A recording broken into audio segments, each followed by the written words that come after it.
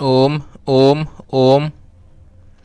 आज हम ल्यूसेंट का जो वस्तुनिष्ठ समान ज्ञान है उनके प्रश्नों को देखेंगे, जिसमें हम हिस्ट्री का, इतिहास का हम ऑब्जेक्टिव क्वेश्चन को देखेंगे, जिसमें हम पेज नंबर 91 से लेकर 100 तक के प्रश्नों को देखेंगे। ठीक है, 91 से लेकर 100 तक के प्रश्नों को देखेंगे। ये सभी प्रश्न बहुत ही महत्वपूर्ण है और ये इस सीरीज का जो हिस्ट्री ल्यूसेंट का जो हिस्ट्री ऑब्जेक्टिव का जो सीरीज चल रहा है, इसमें ये का 10वां वीडियो है, 10 नंबर का ये वीडियो है। बहुत ही अति महत्वपूर्ण प्रश्न है।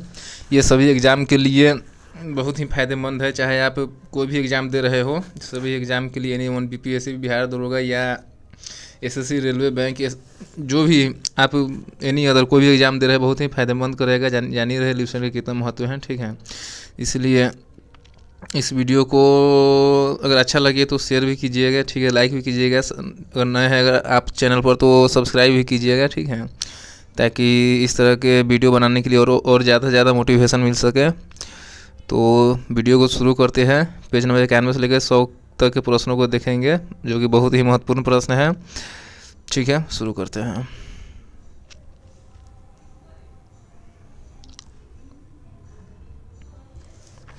निम्न में से किस पद्धति का प्रयोग वेलेस्ली ने अपने राजनीतिक उद्देश्यों को प्राप्त करने के लिए नहीं किया था?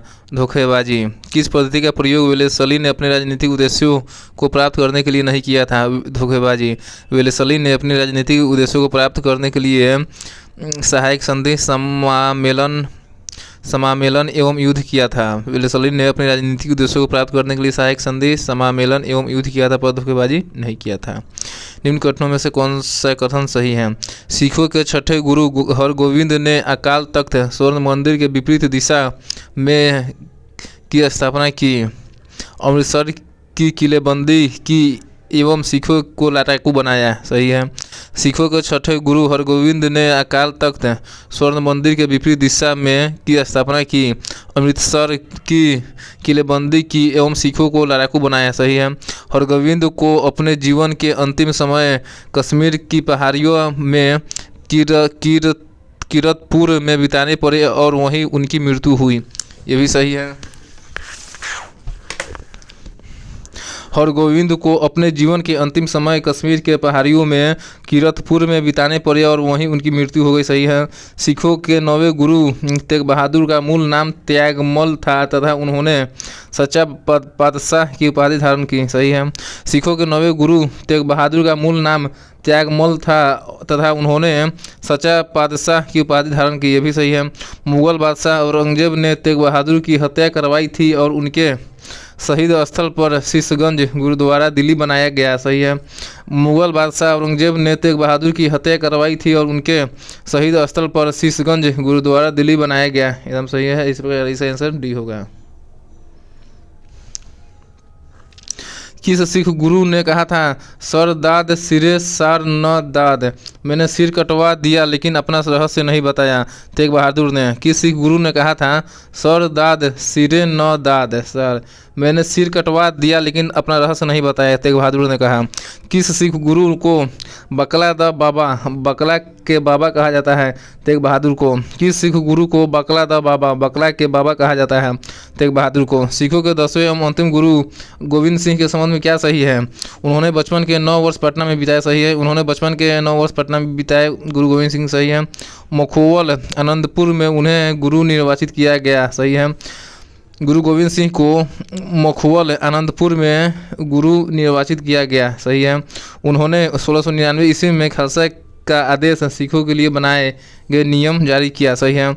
गुरु गोविंद सिंह ने 1699 में खालसा का आदेश सिखों के लिए बनाए गए नियम जारी किया। सही है।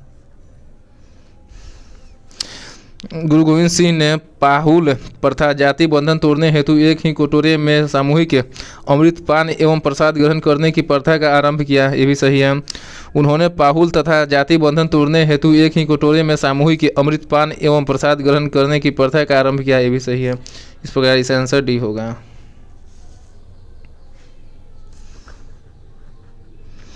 गुरु गोविंद सिंह की रचनाएं हैं दसम ग्रंथ, चंडी चरित्र, विचित्र नाटक एवं जफरनामा।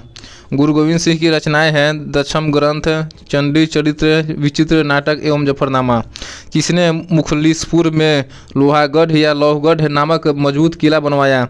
बंदा बहादुर वीर बंदा बैरागी ने। किसने मुखलिसपुर में लौहगढ़ नामक मजबूत किला बनवाया? बंदा बहादुर वीर बंदा बैरागी ने। किस मुगल बादशाह के आदेश पर बंदा बहादुर की हत्या की गई? फर्रुखसियर के। किस मुगल बादशाह के आदेश पर बंदा बहादुर की हत्या की गई? फर्रुखसियर की।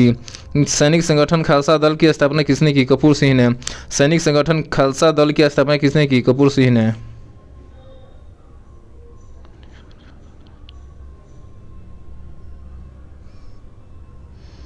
खालसा दल की स्थापना शायद गुरु गोविंद सिंह करेंगे। सैनिक संगठन खालसा दल की स्थापना किसने की? गुरु गोविंद सिंह होगा। रणजीत सिंह 1792 से 1839 ने अपने शासनकाल में अनेक विजयी युद्ध लड़े। उनके द्वारा विजित क्षेत्रों को कालानुक्रमानुसार सजाइए।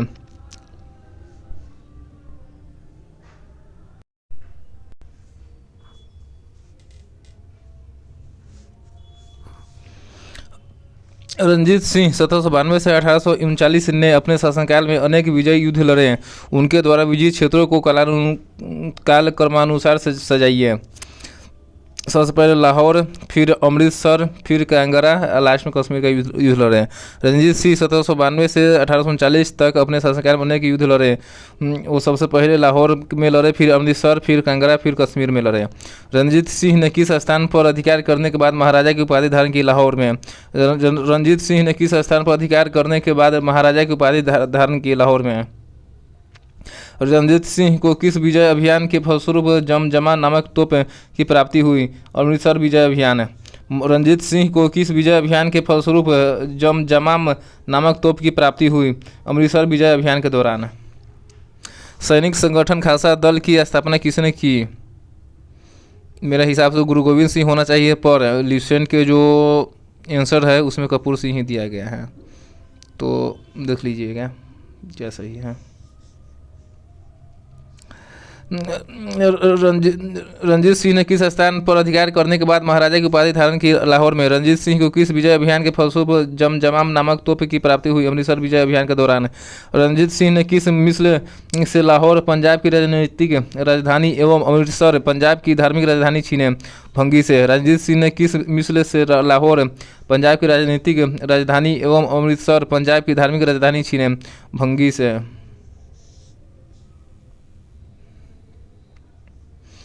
सूची को सूची 2 के साथ सम्मिलित कीजिए। सूची 1 में रणजीत सिंह द्वारा की गई संधि एवं जिसे संधि की गई। अमृतसर की संधि 1809 में लॉर्ड मिंटो से किया गया। अमृतसर की संधि 1809 में लॉर्ड मिंटो से किया गया। रोपर की संधि 1831 में विलियम बेंटिक से किया गया। रोपर की संधि 1831 में रणजीत सिंह के द्वारा विलियम बेंटिक से किया गया। त्रिपक्षीय संधि 1836 में रणजीत सिंह द्वारा लॉर्ड ऑकलैंड व शाह शुजा से किया गया। त्रिपक्षीय संधि 1836 में रणजीत सिंह के द्वारा लॉर्ड ऑकलैंड व शाह शुजा के साथ किया गया। त्रिपक्षीय संधि 1836 में रणजीत सिंह के द्वारा लॉर्ड ऑकलैंड व शाह शुजा से किया गया। रोपर की संधि 1831 में रणजीत सिंह के द्वारा विलियम बेंटिक से किया गया। अमृतसर की संधि 1809 में रणजीत सिंह के द्वारा लॉर्ड मिंटो से किया गया। इस प्रकार इसका आंसर ए होगा। रणजीत सिंह एवं अंग्रेजों के बीच हुए अमृतसर की संधि 1809 में किस नदी को दोनों के राज क्षेत्रों के बीच की सीमा निर्धारित की गई? सतलज नदी के। रणजीत सिंह एवं अंग्रेजों के बीच हुए अमृतसर की संधि 1809 में किस नदी को दोनों के राज क्षेत्रों के बीच की सीमा निर्धारित की गई? सतलज नदी के। रणजीत सिंह ने अपने राज्य प्रशासन विशेषतः सैन्य प्रशासन में विभिन्न विदेशियों को भर्ती किया, जिसमें शामिल थे वंतूरा, अल्लार्ड, कोट एवं गार्डनर एवं एलिटेबल। इस पर इसका आंसर सी होगा। रणजीत सिंह ने अपने राज्य प्रशासन विशेषतः सैन्य प्रशासन में विभिन्न विदेशियों को भर्ती किया, जिसमें शामिल थे वंतूरा, अलार्ड, कोट एवं गार्डनर, एविटेबल। पंजाब में सिख राज्य के संस्थापक थे रणजीत सिंह। पंजाब में सिख राज्य के संस्थापक थे रणजीत सिंह। प्रथम आंग्ल सिख युद्ध 1845 से 46 एवं द्वितीय आंग्ल सिख युद्ध 1848 से 49 के समय पंजाब राज्य का शासक था दिलीप सिंह। प्रथम आंग्ल सिख युद्ध 1845 से 46 एवं द्वितीय आंग्ल सिख युद्ध 1848 से 49 के समय पंजाब राज्य का शासक था दिलीप सिंह।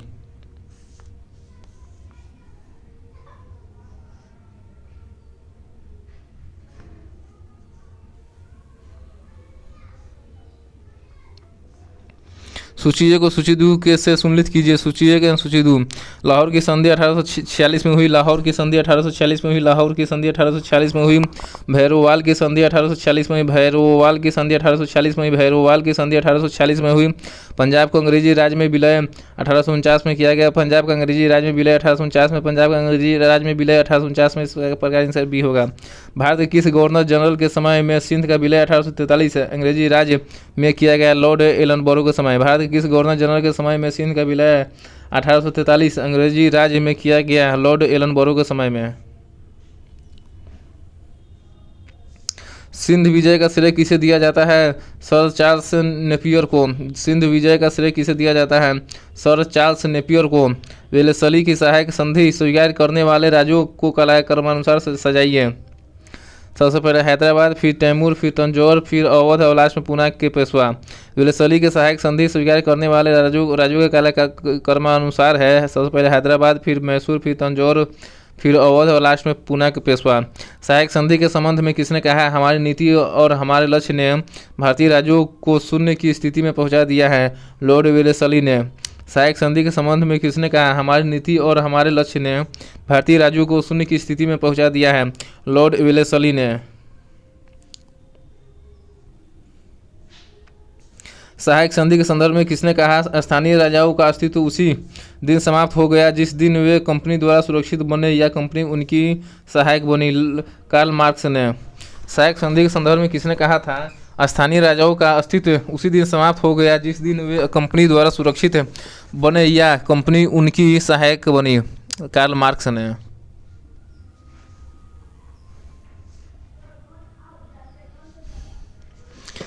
भारत में सहायक संधि का जन्मदाता आविष्कारक था डुप्ले। भारत में सहायक संधि का जन्मदाता या आविष्कारक था डुप्ले। सहायक संधि को सुनिश्चित एवं व्यापक स्वरूप किसने प्रदान किया? लॉर्ड वेलेस्ली ने। सहायक संधि को सुनिश्चित एवं व्यापक स्वरूप किसने प्रदान किया? लॉर्ड वेलेस्ली ने। सुनिश्चित कीजिए। पिंडारियों का दमन लॉर्ड हेस्टिंग्स ने किया। पिंडारियों का दमन लॉर्ड हेस्टिंग्स ने किया। पिंडारियों का दमन लॉर्ड हेस्टिंग्स ने किया। प्रथम एंग्लो वर्मा युद्ध लॉर्ड एम सहर्त ने किया। प्रथम एंग्लो वर्मा का युद्ध लॉर्ड एम सहर्त ने किया। प्रथम एंग्लो वर्मा युद्ध लॉर्ड एम सहर्त के समय हुआ। ठगों का दमन विलियम बेंटिंक ने किया। ठगों का दमन विलियम बेंटिंक ने किया। ठगों का दमन विलियम बेंटिंक ने किया। मैकाले की शिक्षा नीति का प्रस्ताव विलियम बेंटिंक ने रखा। मैकाले की शिक्षा नीति का प्रस्ताव विलियम बेंटिंक ने रखा। मैकाले का शिक्षा नीति का प्रस्ताव विलियम बेंटिंक ने रखा। इस प्रकार इसका आंसर ए होगा। सूचियों को सूची के दूध के साथ सुनिश्चित कीजिए। समाचार पत्रों पर प्रतिबंध समाप्त किया चार्ल्स मेटकाफ ने। समाचार पत्रों पर प्रतिबंध को समाप्त किया चार्ल्स मेटकाफ ने। समाचार पत्रों पर प्रतिबंध समाप्त किया चार्ल्स मेटकाफ ने। प्रथम एंग्लो अफगान युद्ध हुआ चार्ल्स ऑकलैंड के समय। प्रथम एंग्लो अफगान युद्ध हुआ चार्ल्स ऑकलैंड के समय। प्रथम एंग्लो अफगान युद्ध हुआ चार्ल्स ऑकलैंड के समय। प्रथम एंग्लो सिख युद्ध हुआ लॉर्ड हार्डिंग के समय। प्रथम एंग्लो सिख युद्ध हुआ लॉर्ड हार्डिंग के समय। प्रथम एंग्लो सिख युद्ध हुआ लॉर्ड हार्डिंग के समय। हिंदू विधवा पुनर्विवाह एक्ट आया लॉर्ड डलहौजी के समय। हिंदू विधवा पुनर्विवाह एक्ट आया लॉर्ड डलहौजी के समय। हिंदू विधवा पुनर्विवाह एक्ट आया लॉर्ड डलहौजी के समय। इस प्रकार आंसर बी होगा। गोद प्रथा पर प्रतिबंध लगाने वाला गवर्नर जनरल था लॉर्ड डलहौजी। गोद प्रथा पर प्रतिबंध लगाने वाला गवर्नर जनरल था लॉर्ड डलहौजी। डलहौजी के जब्ती का सिद्धांत है। गोद प्रथा पर प्रतिबंध के शिकार होने वाले राज्यों को क्रमशः सजाइए। सबसे पहले सतारा, फिर संबलपुर और जोधपुर, फिर बघाट, 4 नंबर में उदयपुर, 5 नंबर में झांसी और 6 नंबर में नागपुर। डलहौजी की जब्ती का सिद्धांत गोद प्रथा पर प्रतिबंध के शिकार होने वाले राज्यों का क्रम है। सबसे पहले सतारा, फिर संबलपुर और जोधपुर, फिर बघाट, फिर उदयपुर, फिर झांसी और लास्ट में नागपुर। इसका आंसर ए होगा। सूचियों को सूची दूसरे सुमेलित घटना और अवधि वर्ष। सुगौली की संधि 1816 में हुआ। सुगौली की संधि 1816 में हुआ। सुगौली की संधि 1816 में हुआ। प्रथम एंग्लो वर्मा युद्ध 1824 से 26 में हुआ। प्रथम एंग्लो वर्मा युद्ध 1824 से 26 में हुआ। प्रथम एंग्लो वर्मा युद्ध 1824 से 26 में हुआ। तृतीय एंग्लो वर्मा युद्ध 1852 में हुआ। द्वितीय एंग्लो वर्मा युद्ध 1852 में हुआ। द्वितीय एंग्लो वर्मा युद्ध 1852 में हुआ। द्वितीय एंग्लो वर्मा युद्ध 1852 में हुआ। प्रथम एंग्लो वर्मा युद्ध 1824 से 26 में हुआ। सुगौली की संधि 1816 में हुआ। तृतीय एंग्लो वर्मा युद्ध 1885 से 86 में हुआ। तृतीय एंग्लो वर्मा युद्ध 1885 से 86 में हुआ। तृतीय एंग्लो वर्मा युद्ध 1885 से 86 के बीच में हुआ। इसका आंसर भी सही है। निम्नलिखित कथनों पर विचार कीजिए। रॉबर्ट क्लाइव बंगाल के प्रथम गवर्नर जनरल थे, गलत है। विलियम बेंटिंक भारत के प्रथम गवर्नर जनरल थे, सही है। विलियम बेंटिंक भारत के प्रथम गवर्नर जनरल थे, यह सही है। विलियम बेंटिंक भारत के प्रथम गवर्नर जनरल थे, यह सही है। इस पर इसका आंसर भी होगा। पंजाब के राजा रणजीत सिंह की राजधानी कहाँ थी? लाहौर। पंजाब के राजा रणजीत सिंह की राजधानी कहाँ थी? लाहौर है। निम्न में से कौन सा एक दिल्ली में नादिर शाह के सैन्य अभियान की सफलता के लिए संभव कारण नहीं था? आक्रमण सेना द्वारा बेहतर सैन्य प्रौद्योगिकी का प्रयोग, ये गलत है।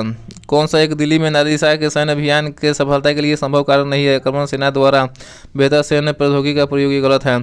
कमजोर मुगल सम्राट, सही है। कमजोर मुगल सम्राट सही है। नादिर शाह के सैन्य अभियान की सफलता का मुख्य कारण है कमजोर मुगल सम्राट, सही है। उत्तर पश्चिम सीमांत में मजबूत रक्षा का अभाव, सही है। उत्तर पश्चिम सीमांत में मजबूत रक्षा का अभाव, सही है।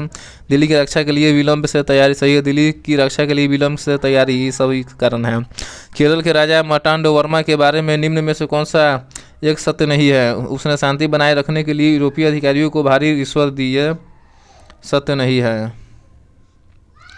कि उसने त्रावणकोर का प्रशासन किया, सही है। उसने सामंतों का दमन किया, सही है। उसने मजबूत एवं आधुनिक सेना संगठित की, सही है।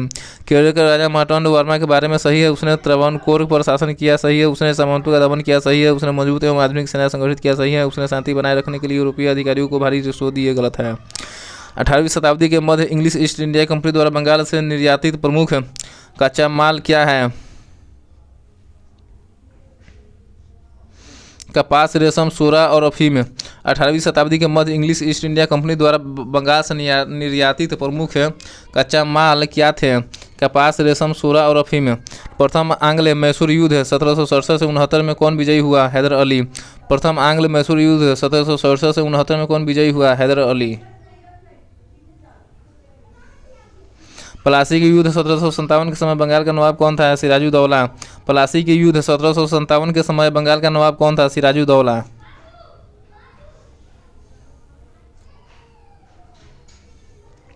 अंग्रेजी शासन का प्रभाव किस क्षेत्र में अधिक पड़ा? आर्थिक। अंग्रेजी शासन का प्रभाव किस क्षेत्र में अधिक पड़ा? आर्थिक क्षेत्र में।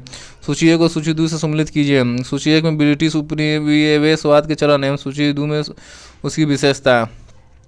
वाणिज्यिक चरण 1757 से 1813 माना जाता है। एकाधिपत्य, व्यापार व प्रत्यक्ष विनियोग का काल था। वाणिज्यिक काल 1757 से 1813 में है। ये इसकी विशेषता है एकाधिपत्य, व्यापार व प्रत्यक्ष विनियोग का काल रहा। औद्योगिक चरण 1813 से 1860 तक रहा। मुक्त व्यापार का काल रहा। औद्योगिक चरण आया 1813 से लेकर 1860 तक, जो मुक्त व्यापार का काल रहा। फिर 30 नंबर में है वित्तीय पूंजीवाद आया 1860 से 1947 तक, इसमें ब्रिटिश पूंजी निवेश का काल रहा। वित्तीय पूंजीवाद 1860 से 1947 तक रहा।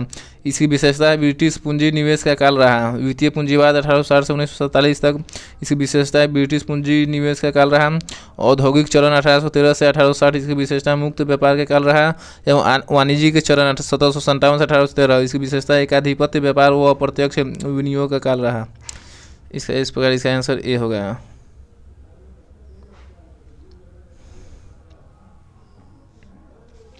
भारत में अंग्रेजों की लूट किस महत्वपूर्ण घटना के बाद शुरू की गई थी? प्लासी के युद्ध के पश्चात है। भारत में अंग्रेजों की लूट किस महत्वपूर्ण घटना के बाद शुरू हो गई थी? प्लासी के युद्ध के पश्चात है। ब्रिटिश काल में भारत में निम्न में से किस भू राजस्व व्यवस्था को नहीं अपनाया गया? दहसाला व्यवस्था। ब्रिटिश काल में भारत में किस भू राजस्व व्यवस्था को नहीं अपनाया गया? दहसाला व्यवस्था को। ब्रिटिश काल में अस्थायी बंदोबस्त, महलवारी व्यवस्था एवं रेटवारी व्यवस्था, ये सभी को अपनाया गया। ब्रिटिश काल में भू राजस्व व्यवस्था को अपनाया गया, स्थायी बंदोबस्त, महलवारी व्यवस्था एवं रेटवारी को अपनाया गया, पर दहसाला व्यवस्था को नहीं अपनाया गया। भारत में प्रथम रेल लाइन किसने बिछाई थी? लॉर्ड डलहौजी ने। भारत में प्रथम रेल लाइन किसने बिछवाई थी? लॉर्ड डलहौजी ने। भारत से ब्रिटेन की ओर संपत्ति का अपवहन, डिवीजन ऑफ वेल्थ का सिद्धांत किसने प्रतिपादित किया था? दादाभाई नौरोजी ने। भारत से ब्रिटेन की ओर संपत्ति का अपवहन, डिवीजन ऑफ वेल्थ का सिद्धांत किसने प्रतिपादित किया? दादाभाई नौरोजी ने। ये लगभग 1868 में ये सिद्धांत प्रस्तुत किया था।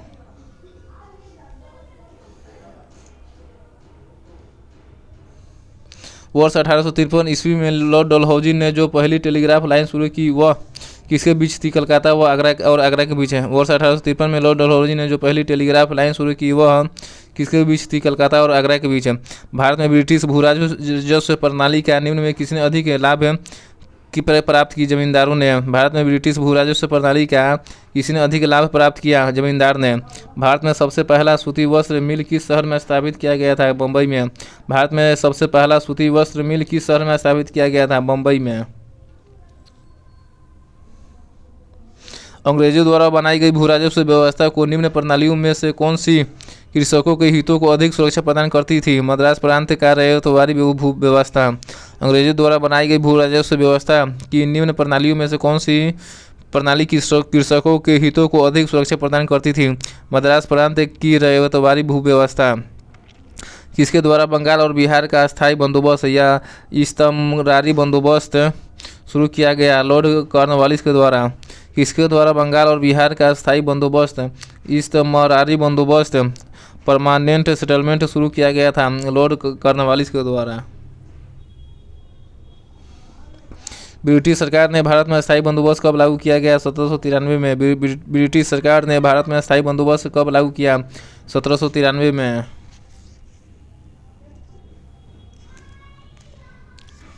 रैयतवारी व्यवस्था कब लागू की गई? 1820 में। रैयतवारी व्यवस्था कब लागू की गई थी? 1820 में। पहली बार औपचारिक रूप से महलवारी प्रथा कब लागू की गई थी? 1822 में। पहली बार औपचारिक रूप से महलवारी प्रथा कब लागू की गई थी? 1822 में। अस्थायी बंदोबस्त जिन क्षेत्रों में लागू किए गए उनमें शामिल थे बंगाल, बिहार, उड़ीसा, मद्रास के उत्तरी जिले एवं बनारस। अस्थायी बंदोबस्त जिन क्षेत्रों में लागू किए गए थे उनमें शामिल है बंगाल, बिहार, उड़ीसा, मद्रास के उत्तरी जिले एवं बनारस। अंग्रेजी शासनकाल में भारत का कौन सा क्षेत्र अफीम उत्पादन के लिए प्रसिद्ध था? बिहार। अंग्रेजी शासनकाल में भारत का कौन सा क्षेत्र अफीम उत्पादन के लिए प्रसिद्ध था? बिहार। 18वीं सदी में बंगाल में वस्त्र उद्योग के पतन के लिए उत्तरदायी कारण था ब्रिटेन को निर्यात करने वाले माल पर उच्च टटकर। 18वीं सदी में बंगाल में वस्त्र उद्योग के पतन के लिए उत्तरदायी कारण था ब्रिटेन को निर्यात करने वाले माल पर उच्च टटकर। नील कृषकों की दुर्दशा पर लिखी गई पुस्तक नील दर्पण के लेखक कौन थे? दीनबंधु मित्र। नील कृषकों की दुर्दशा पर लिखी गई पुस्तक नील दर्पण के लेखक कौन थे? दीनबंधु मित्र। अंग्रेजों द्वारा सर्वप्रथम कहवा बागान लगाए गए थे? वायनाड जनपद में। अंग्रेजों द्वारा सर्वप्रथम कहवा बागान लगाए गए थे? वायनाड जनपद में। अंग्रेजी शासन के दौरान भारत के आर्थिक दोहन के विचार का प्रतिपादन किसने किया था? दादाभाई नौरोजी ने। अंग्रेजी शासन के दौरान भारत के आर्थिक दोहन के विचार का प्रतिपादन किसने किया था? दादाभाई नौरोजी ने। भारत में अंग्रेजों के समय में प्रथम जनगणना किसके कार्यक्रम में हुई थी? लॉर्ड मेयो के। भारत में अंग्रेजों के समय में प्रथम जनगणना किसके कार्यकाल में हुई थी? लॉर्ड मेयो के। सर टॉमस मुनरो किस भूराजस्व बंदोबस्त से संबंधित है? रैयतवारी बंदोबस्त से। सर टॉमस मुनरो किस भूराजस्व बंदोबस्त से संबंधित है? रैयतवारी बंदोबस्त से। भारत में प्रथम रेल लाइन का निर्माण 1853 ईस्वी में किन नगरों के बीच हुआ? बम्बई और थाने के। भारत में प्रथम रेल लाइन का निर्माण 1853 में ईस्वी में किन नगरों के बीच हुआ? बम्बई और थाने में। स्वतंत्रता पूर्व अवधि में ब्रिटिश सरकार द्वारा भारत में आधुनिक शिक्षा के प्रचार का मुख्य उद्देश्य था छोटे प्रशासनिक पदों पर नियुक्ति हेतु शिक्षित भारतीयों की आवश्यकता।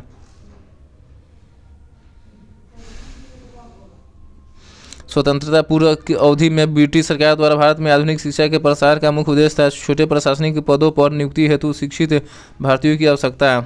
अस्थायी बंदोबस्त के तहत जमींदार को पूरे लगान या भू राजस्व का कितना प्रतिशत राज्य को देना तय किया गया था? 89%। अस्थायी बंदोबस्त के तहत जमींदार को पूरा लगान या भू राजस्व का कितना प्रतिशत राज्य को देना तय किया गया था? 89%। रैयतवारी व्यवस्था जिन क्षेत्रों में लागू की गई थी उनमें शामिल थे मद्रास प्रेसिडेंस, बम्बई प्रेसिडेंस, पूर्वी बंगाल, असम एवं कुर्ग में। रैयतवारी व्यवस्था जिन क्षेत्रों में लागू की गई थी उनमें शामिल थे मद्रास प्रेसिडेंसी, बम्बई प्रेसिडेंसी, पूर्वी बंगाल, असम, कुर्ग में। इस प्रकार इसका आंसर डी होगा।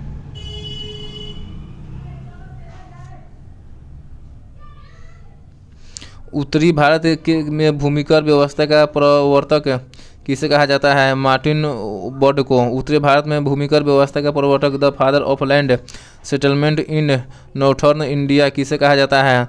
मार्टिन बर्ड को। समस्त अंग्रेजी भारत की सर्वाधिक भूमि पर 51% भूमि पर अपनाई गई भू राजस्व व्यवस्था थी रैयतवारी व्यवस्था।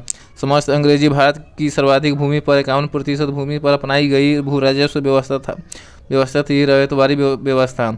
भारत में उपनिवेशी काल में हिटली आयोग 1929 का उद्देश्य था श्रमिकों की मौजूदा परिस्थितियों पर प्रतिवेदन पर सिफारिशें प्रस्तुत करना।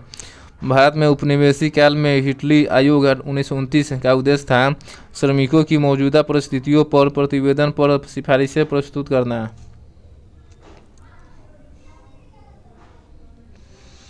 भारत में भारतीयों द्वारा 1881 में स्थापित हुआ तथा उनके प्रबंध में चलने वाला सीमित देयता का प्रथम बैंक था अवध कमर्शियल बैंक। भारत में भारतीयों द्वारा 1881 में स्थापित हुआ तथा उनके प्रबंध में चलने वाला सीमित देयता का प्रथम बैंक था अवध कमर्शियल बैंक। अंग्रेजों द्वारा रैयतवारी बंदोबस्त लागू किया गया था मद्रास प्रेसिडेंसी व बम्बई प्रेसिडेंसी में। अंग्रेजों द्वारा रैयतवारी बंदोबस्त लागू किया गया था मद्रास प्रेसिडेंसी व बम्बई प्रेसिडेंसी में।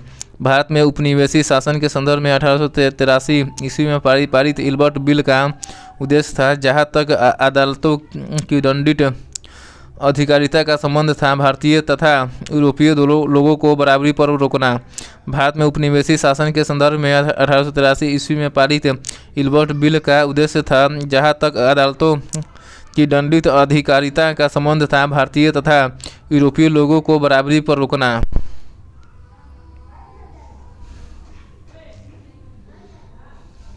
सूचियों को सूची 2 से सम्मिलित कीजिए और सूचियों के नीचे दिए गए कूट का प्रयोग कर सही उत्तर का चयन कीजिए। सूचियों को सूची 2 बड़े सामंतों को आवंटित भूमि को जागीरदारी प्रणाली कहते हैं। बड़े सामंतों को आवंटित भूमि को जागीरदारी प्रणाली कहते हैं। मालगुजारी के इजारेदारों अथवा तहसीलदारों को आवंटित भूमि को रैयतवारी प्रणाली कहते हैं।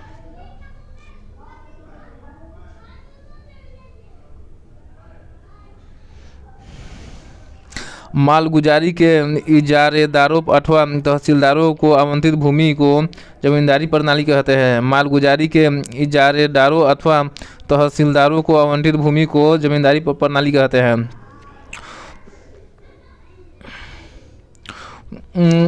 उप किराएदारी पर देने, गिरवी रखने, हस्तांतरण करने, उपहार देने या विक्रय करने के अधिकार सहित प्रत्येक किसान को आवंटित भूमि को रैयतवारी प्रणाली कहते हैं। उप किराएदारी पर देने, गिरवी रखने, हस्तांतरण करने, उपहार देने या विक्रय करने के अधिकार सहित प्रत्येक किसान को आवंटित भूमि को रैयतवारी प्रणाली कहते हैं। ग्राम स्तर पर की गई भू राजस्व बंदोबस्ती को महलवारी प्रणाली कहते हैं। ग्राम स्तर पर की गई भू राजस्व बंदोबस्त महलवारी प्रणाली कहलाता है। ग्राम स्तर पर की गई भू राजस्व बंदोबस्त महलवारी प्रणाली कहलाता है। बड़े सामंतों को आवंटित भूमि को जागीरदारी प्रणाली कहते हैं। इस प्रकार इसका आंसर बी होगा। ब्रिटिश शासन के दौरान भारत में उद्योगों का कोई स्वतंत्र विकास नहीं हुआ। इसका कारण था भारी उद्योगों का अभाव। ब्रिटिश शासन के दौरान भारत में उद्योगों का कोई स्वतंत्र विकास नहीं हुआ। इसका कारण था भारी उद्योगों का अभाव।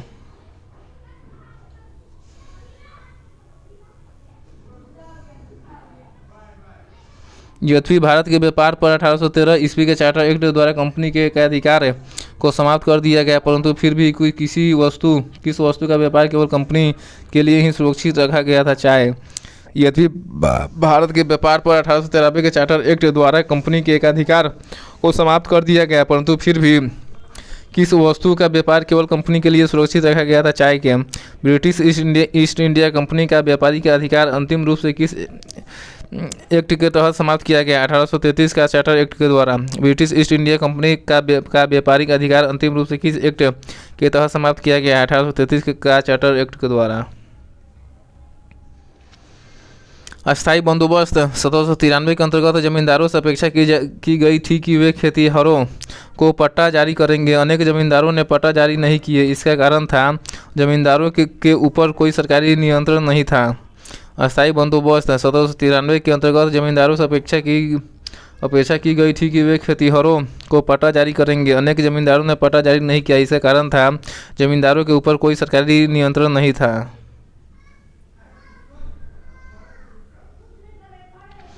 ब्रिटिश भू राजस्व व्यवस्था के संदर्भ में इन कथनों पर विचार कीजिए।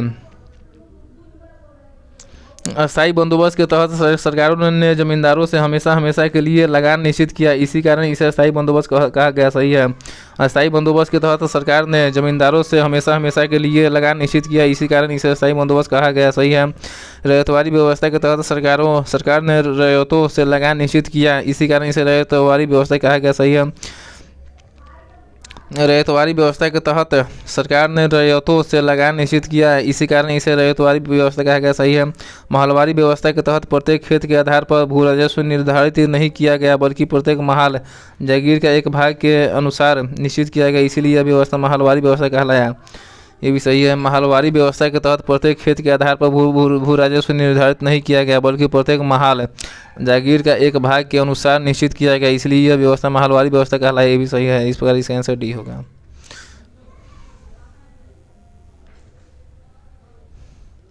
सुनिश्चित कीजिए भू राजस्व व्यवस्था में संबंधित व्यक्ति। अस्थायी बंदोबस्त से संबंधित है कॉर्नवालिस से चार्ल्स ग्रांट एवं जॉन शोर।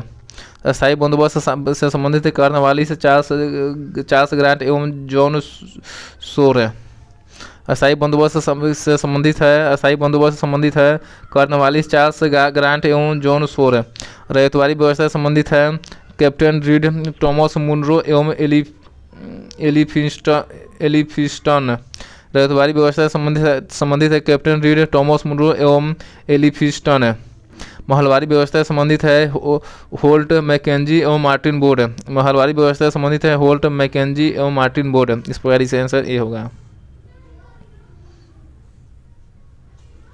महलवारी व्यवस्था जिन क्षेत्रों में लागू की गई थी उनमें शामिल है गंगा घाटी, डुआब के उत्तरी पश्चिमी प्रांतों, पश्चिमी उत्तर प्रदेश, मध्य प्रदेश के कुछ भाग, मराठों के अधिकृत प्रदेश एवं पंजाब। महलवारी व्यवस्था जिन क्षेत्रों में लागू की गई उनमें शामिल है गंगा घाटी, डुआब के उत्तर पश्चिमी प्रांतों, पश्चिमी उत्तर प्रदेश, मध्य भारत के कुछ भाग, मराठों का अधिकृत प्रदेश एवं पंजाब। सूची को सूची 2 के साथ सम्मिलित कीजिए। काश्तकारी अधिनियम वर्ष। बंगाल काश्तकारी अधिनियम आया 1885 में। बंगाल काश्तकारी अधिनियम आया 1885 में। अवध लगान अधिनियम एवं मद्रास काश्तकारी विधेयक आया 1886 में। अवध लगान अधिनियम एवं मद्रास काश्तकारी विधेयक आया 1886 में। दक्कन काश्तकारी अधिनियम आया 1879 में। दक्कन काश्तकारी अधिनियम आया 1879 में। मध्य प्रांत काश्तकारी विधेयक आया 1883 में। मध्य प्रांत काश्तकारी विधेयक आया 1883 में। इस प्रकार इसका आंसर ये होगा। आधुनिक शिक्षा के संदर्भ में शिक्षा के माध्यम को लेकर उठे प्राच्य आंग्ल विवाद का अंत मैकाले के प्रपत्र 1835 से हुई। इसके अनुसार किस भाषा को भारत में शिक्षा का माध्यम स्वीकार किया गया? अंग्रेजी भाषा के। आधुनिक शिक्षा के संदर्भ में शिक्षा का माध्यम को लेकर उठे प्राच्य आंग्ल विवाद का अंत मैकाले के प्रपत्र 1835 से हुई। इसके अनुसार किस भाषा को भारत में शिक्षा का माध्यम स्वीकार किया गया? अंग्रेजी भाषा को।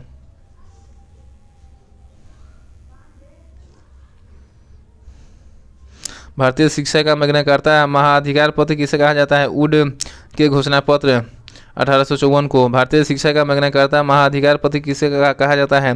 वुड के घोषणा पत्र 1854 को। किसने 1911 में प्राथमिक शिक्षा को निःशुल्क एवं अनिवार्य बनाने वाला विधेयक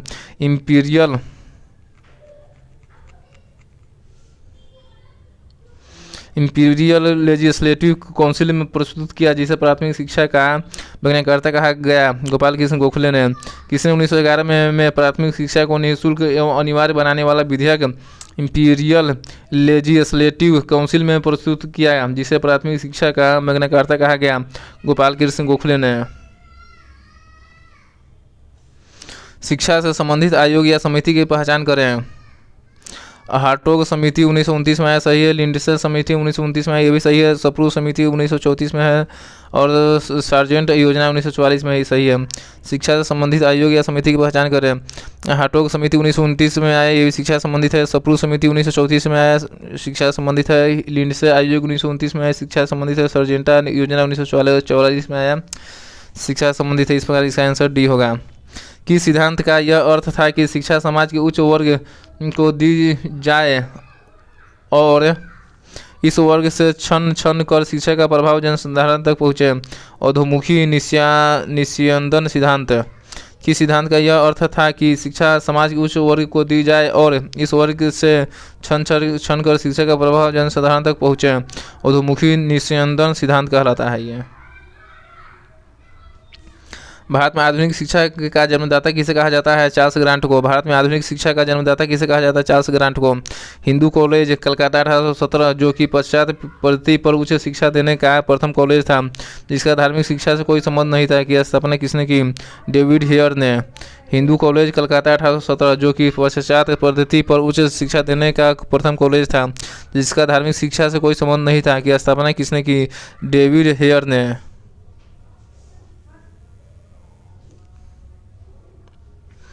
भारतीय दस्तकारी उद्योगों के पतन के कारण थे अंग्रेजों द्वारा भारतीय बुनकरों को तैयार माल को कम से कम मूल्य पर लेना, सही है। अंग्रेजों द्वारा कच्चे माल पर नियंत्रण, सही है। इंग्लैंड से में आयात की जाने वाली भारतीय वस्तुओं पर भारी आयात कर लगाना, सही है। भारतीय दस्तकारी उद्योग के पतन के कारण थे अंग्रेजों द्वारा भारतीय बुनकरों के तैयार माल को कम से कम मूल्य पर लेना, सही है। अंग्रेजों द्वारा कच्चे माल पर नियंत्रण, सही है। इंग्लैंड में आयात की जाने वाली भारतीय वस्तुओं पर भारी आयात कर लगाना, सभी सही है।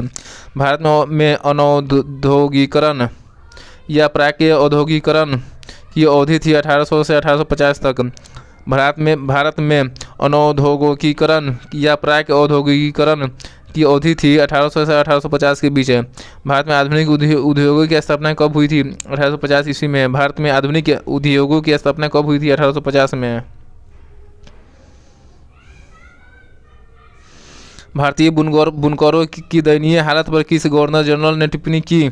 इनका दुख दर्द समूचे इतिहास में अतुलनीय है। कपड़ा बुनकरों की हड्डियां से भारत की धरती सफ़ेद हो गई है, विलियम बेंटिंक ने कहा।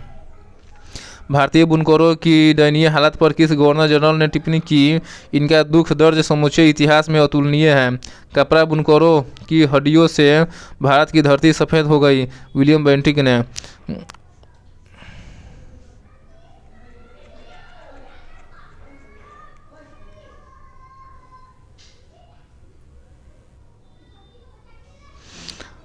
बैप्टिस्ट मिशनरियों की त्रिमूर्ति जोशुआ मार्शमैन, विलियम कैरी एवं विलियम वार्ड ने श्रीरामपुर को अपना कार्यक्षेत्र चुना, जिस कारण उन्हें श्रीरामपुरत्रयी के नाम से भी जाना गया।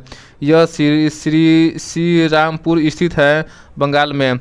बैप्टिस्ट मिशनरियों की त्रिमूर्ति जोशुआ मार्शमैन, विलियम कैरी एवं विलियम वार्ड ने श्रीरामपुर को अपना कार्यक्षेत्र चुना, जिस कारण उन्हें श्रीरामपुरत्रयी के नाम से भी जाना गया। यह श्रीरामपुर स्थित है बंगाल में। भारत में रेलवे के निर्माण के कारण थे ब्रिटिश उद्योगों में उत्पादित वस्तुओं की तेजी से खपत एवं ब्रिटिश उद्योगों के लिए भारत के विभिन्न भागों से कच्चे माल की आपूर्ति, सही है।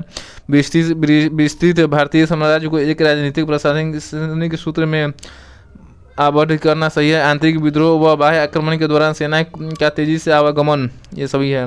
भारत में रेलवे के निर्माण के कारण थे ब्रिटिश उद्योगों में उत्पादित वस्तुओं की तेजी से खपत एवं ब्रिटिश उद्योगों के लिए भारत के विभिन्न भागों से कच्चे माल की आपूर्ति। विस्तृत भारतीय साम्राज्य को एक राजनीतिक प्रशासनिक सूत्र में आबद्ध करना, आंतरिक विद्रोह व बाह्य आक्रमण के दौरान सेना का तेजी से आवागमन, ये सभी कारण थे भारतीय रेलवे के विकास में।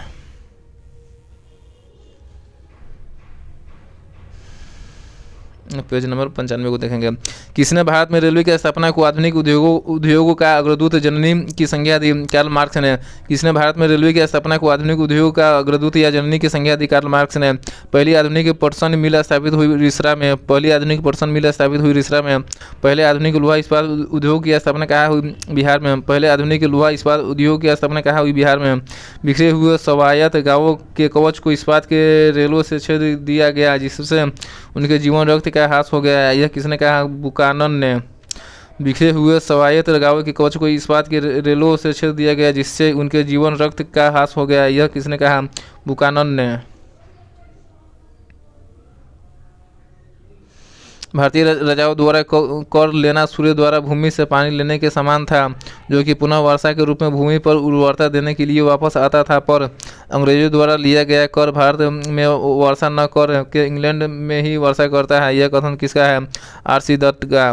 भारतीय राजाओं द्वारा कर लेना सूर्य द्वारा भूमि से पानी लेने के समान था, जो कि पुनः वर्षा के रूप में भूमि पर उर्वरता देने के लिए वापस आता था, पर अंग्रेजों द्वारा लिया गया कर भारत में वर्षा न कर के इंग्लैंड में ही वर्षा करता है। यह कथन किसका है? R.C. दत्त का। हमारी पद्धति बहुत कुछ स्पंज की तरह काम करती है। यह गंगा के तटों से सभी अच्छी चीज़ों को सोख लेती है और टेम्स के तटों पर उन्हें निचोड़कर गिरा देती है। यह उक्ति किसकी है? जॉन सुलीवान का।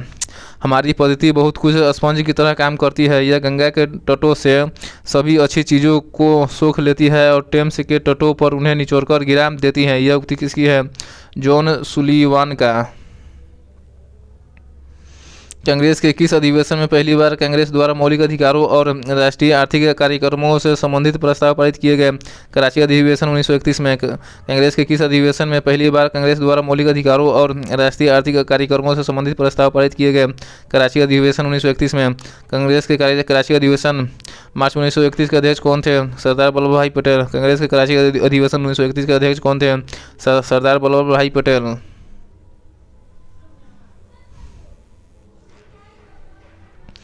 सुनमत कीजिए। आकाश संबंधित आयोग एवं गवर्नर जनरल।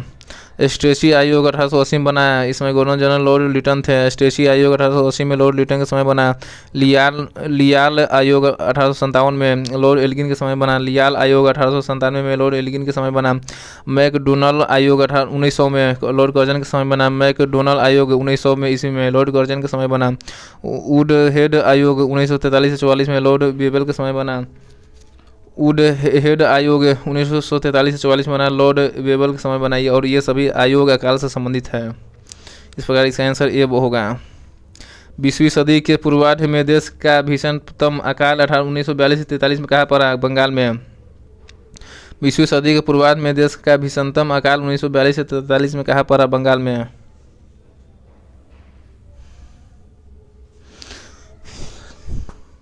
ब्रिटिश काल में निम्न में से कौन से उद्योग धंधे विकसित हुए? जूट का, कोयला का, लोहा एवं इस्पात का और सूती कपड़ा का। ब्रिटिश काल में कौन से उद्योग धंधे विकसित हुए? जूट का, कोयला का, लोहा इस्पात का, सूती कपड़ा का। 1938 ईस्वी के अंत में भारतीय राष्ट्रीय कांग्रेस के अनुरोध पर जो राष्ट्रीय योजना समिति बनाई गई थी उसके अध्यक्ष थे जवाहरलाल नेहरू। 1938 ईस्वी के भारतीय राष्ट्रीय कांग्रेस के अनुरोध पर जो राष्ट्रीय योजना समिति बनाई गई थी उसके अध्यक्ष थे जवाहरलाल नेहरू। अकालों को रोकने तथा अकाल पीड़ितों की सहायता हेतु भारत सरकार ने अकाल संहिता, फीमेल कोड, फीमाइन कोड कब प्रचारित किया? 1883 में। अकालों को रोकने तथा अकाल पीड़ितों की सहायता हेतु भारत सरकार ने अकाल संहिता कब प्रचारित किया? 1883 में। पेज नंबर 96 को पढ़ेंगे। Page number 96। भारत में विकेंद्रीकरण का शुभारंभ किसके समय में हुआ था? लॉर्ड मेयो के। भारत में विकेंद्रीकरण का शुभारंभ किसके समय में हुआ था? लॉर्ड मेयो के। रेल विभाग के लिए पृथक रूप से रेलवे बजट कब आरंभ हुआ? 1925 में। रेल विभाग के लिए पृथक रूप से रेलवे बजट कब आरंभ हुआ? 1925 में। ब्रिटिश नागरिकों को सर्वप्रथम किस वर्ष भारत में भूमि खरीदने एवं बसने की अनुमति मिली? 1833 में। ब्रिटिश नागरिकों को सर्वप्रथम किस वर्ष भारत में भूमि खरीदने एवं बसने की अनुमति मिली? 1833 में। The economic history of India के लेखक कौन थे? Ramesh Chandra Dutt. The economic history of India के लेखक कौन थे? रमेश चंद्र दत्त। भारत में इस्पात का उत्पादन सर्वप्रथम कब प्रारंभ हुआ? 1913 में। भारत में इस्पात का उत्पादन सर्वप्रथम कब प्रारंभ हुआ? 1913 में। अंग्रेज घुसपैठियों ने भारत के करघे को तोड़ डाला और चरखे को नष्ट कर दिया, यह कथन किसका है? कार्ल मार्क्स का। अंग्रेज घुसपैठियों ने भारत के करघे को तोड़ डाला और चरखे को नष्ट कर दिया, यह कथन किसका है? कार्ल मार्क्स का।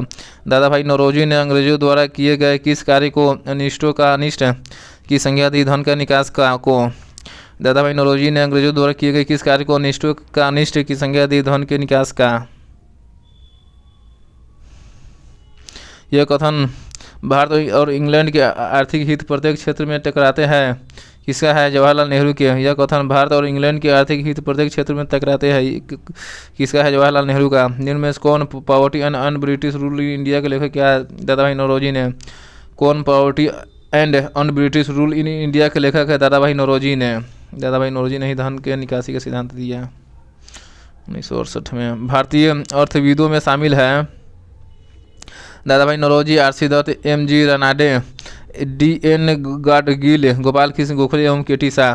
भारतीय अर्थ वीडियो में शामिल है Dadabhai Naoroji, R C. Dutt, M G. Ranade, D N. Gadgil, Gopal Krishna Gokhale एवं के.टी. शाह, ये सभी शामिल हैं भारतीय अर्थविद में।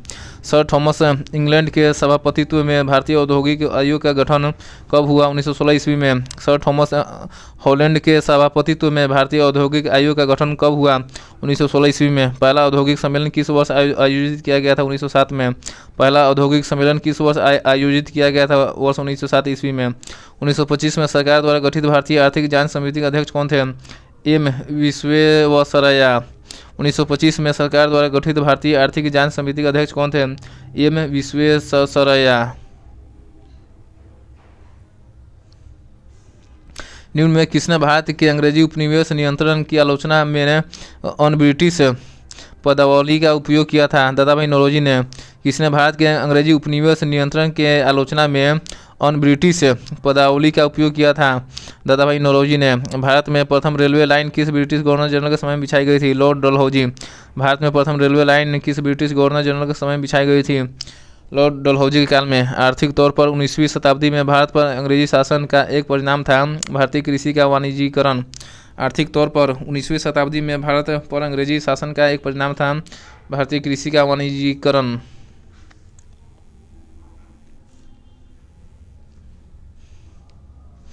(1813) से पहले ब्रिटिश द्वारा निम्न में कौन सा उपाय भारतीयों का आर्थिक रूप से शोषण करने के लिए नहीं अपनाया गया? मुक्त बाजार नीति। 1813 से पहले ब्रिटिश द्वारा कौन सी उपाय भारतीयों का शोषण करने के लिए नहीं अपनाया गया? मुक्त व्यापार नीति, यही नहीं अपनाया गया। 1813 से पहले ब्रिटिश द्वारा भारतीयों का आर्थिक रूप से शोषण करने के लिए अपनाया गया जहाँ भी संभव हो कच्चे माल के व्यापार पर अधिकार करना, इन्हें उचित दरों पर बेचा जाए, सही है। भारतीय कारीगरों को नियत मात्रा में और नियत कीमत पर गुणवत्ता के उत्पादित करने के लिए बाध्य करना, सही है। भारतीय व्यापारियों को किसी भी तरीके से प्रतियोगिता से निष्कासन करना, ये भी सही है।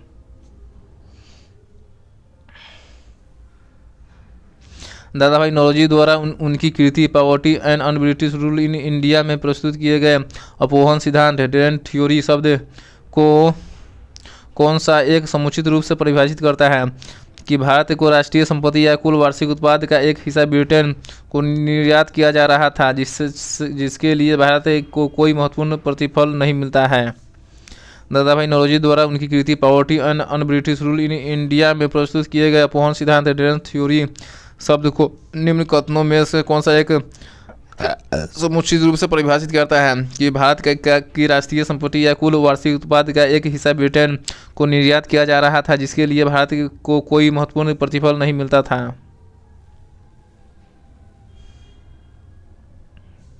भारत में उपनिवेशी शासनकाल में होम चार्जेज भारत से संबंधित दोहन का महत्वपूर्ण अंग था। निम्न में कौन सी निधि या निधियां होम चार्जेज के संगठक थी? लंदन में इंडिया ऑफिस के भरण पोषण के लिए प्रयोग में लाई जाने वाली निधि। भारत में कार्यरत अंग्रेज कर्मचारियों को वेतन तथा पेंशन देने हेतु प्रयोग में की जाने वाली निधि। भारत के बाहर हुए युद्धों को लड़ने में अंग्रेजों द्वारा प्रयोग में लाई जाने वाली निधि, ये सभी कारण हैं। भारत में उपनिवेशी शासनकाल में होम चार्जेज भारत से संबंधित दोहन का महत्वपूर्ण अंग था। कौन सी निधि होम चार्जेज के संगठक थे? लंदन में इंडिया ऑफिस के भरण पोषण के लिए प्रयोग में लाई जाने वाली निधि, सही है। भारत में कार्यरत अंग्रेजी कर्मचारियों के वेतन तथा पेंशन देने हेतु प्रयोग में लाई जाने वाली निधि, सही है। भारत के बाहर हुए युद्धों को लड़ने में अंग्रेजों द्वारा प्रयोग में लाई जाने वाली निधि, भी सही है। इस प्रकार इसका आंसर डी होगा।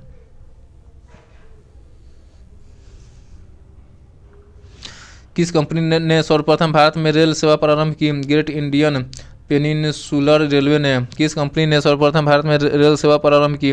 ग्रेट इंडियन पेनिनसुलर रेलवे ने। रेतवारी बंदोबस्त के संदर्भ में निम्न कथनों पर विचार कीजिए। किसानों द्वारा लगान सीधे सरकार को दिया जाता था, सही है। सरकार रेत को पट्टे देती थी, सही है। कर लगाने के पूर्व भूमि का सर्वेक्षण और मूल्य निर्धारण किया जाता था, ये भी सही है। रेतवारी बंदोबस्त के संदर्भ में सही है। किसानों द्वारा लगान सीधे सरकार को दिया जाता था, रेतवारी में सही है। सरकार रेत को पट्टे देती थी, सही है। कर लगाने के पूर्व भूमि का सर्वेक्षण और मूल्य निर्धारण किया जाता था रेतवारी व्यवस्था में, ये भी सही है। इस पर आंसर सी होगा। वेलेस्ली ने फोर्ट विलियम कॉलेज की स्थापना की क्योंकि वह भारत में प्रशासनिक उद्देश्यों के लिए ब्रिटिश सिविलियनों को प्रशिक्षित करना चाहता था। वेलेस्ली ने फोर्ट विलियम कॉलेज की स्थापना की क्योंकि वह भारत में प्रशासनिक उद्देश्यों के लिए ब्रिटिश सिविलियनों को प्रशिक्षित करना चाहता था। ब्रिटिश ईस्ट इंडिया कंपनी ने चाय के व्यापारिक एकाधिकार को खो दिया। 1833 के चार्टर एक्ट द्वारा ब्रिटिश ईस्ट इंडिया कंपनी ने चाय के व्यापारिक एकाधिकार को खो दिया। 1833 के चार्टर एक्ट के द्वारा।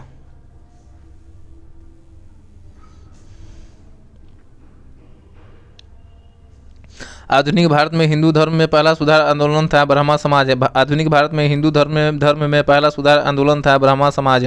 ब्रह्मा समाज का उद्देश्य था हिंदू धर्म के बुराइयों पर प्रहार करना एवं एकेश्वरवाद का प्रचार करना। ब्रह्मा समाज का उद्देश्य था हिंदू धर्म के बुराइयों पर प्रहार करना एवं एकेश्वरवाद का प्रचार करना।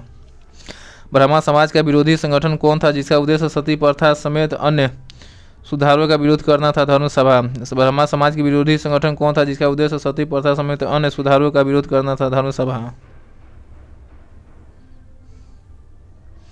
धर्म सभा 1829 से 30 के संस्थापक थे राधाकांत देव। धर्म सभा 1829 से 30 के संस्थापक थे राधाकांत देव। वर्ष 1829 में सती प्रथा का उन्मूलन किसके द्वारा किया गया था? लॉर्ड विलियम बेंटिक के द्वारा। वर्ष 1829 में सती प्रथा का उन्मूलन किसके द्वारा किया गया था? लॉर्ड विलियम बेंटिक के द्वारा। स्वामी विवेकानंद का मूल नाम था नरेंद्र नाथ दत्त। स्वामी विवेकानंद का मूल नाम था नरेंद्र नाथ दत्त। मुख्यतः किसके प्रयास से सती प्रथा का उन्मूलन हुआ? राजा राम मोहन राय के। मुख्यतः किसके प्रयास से सती प्रथा का उन्मूलन हुआ? राजा राम मोहन राय के। अलीगढ़ में स्थित मोहम्मदन एंग्लो ओरिएंटल कॉलेज को किसने स्थापित किया? सैयद अहमद खान ने। अलीगढ़ में स्थित मोहम्मदन एंग्लो ओरिएंटल कॉलेज की स्थापना किसने की? सैयद अहमद खान ने। आर्य समाज किसके विरोध है? धार्मिक अनुष्ठान व मूर्ति पूजा के। आर्य समाज किसके विरोध है? धार्मिक अनुष्ठान एवं मूर्ति पूजा के।